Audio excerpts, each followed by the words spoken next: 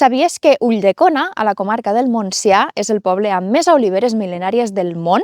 Al terme municipal n'hi ha inventariades més de 1.500.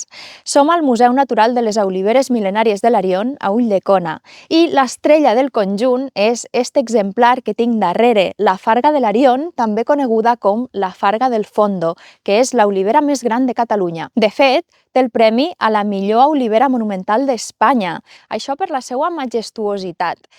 Esta olivera té unes mesures espectaculars. Si mesurem el tronc a 1,3 metres de terra, el seu perímetre és de 8,03 metres i si el mesurem per la base, la volta al tronc fa 18 metres.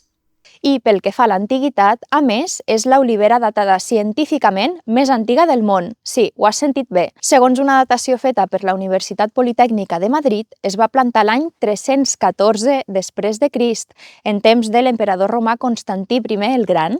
Això vol dir que ara mateix té més de 1.700 anys. Déu-n'hi-do! 1.700 es diu molt ràpid, però dediquem un momentet a pensar-hi.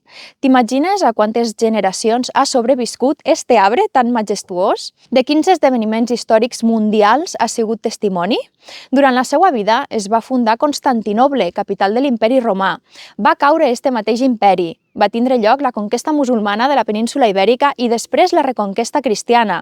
Va néixer el Principat de Catalunya, es va descobrir Amèrica i s'han patit diverses guerres. I la Farga del Fondo no només ha sigut testimoni d'esdeveniments històrics globals, sinó també de l'evolució de les tradicions agrícoles, les comunitats locals i la cultura que l'envolta. És un símbol viu de resistència i adaptabilitat. Ara sí que entens què suposen 1.700 anys?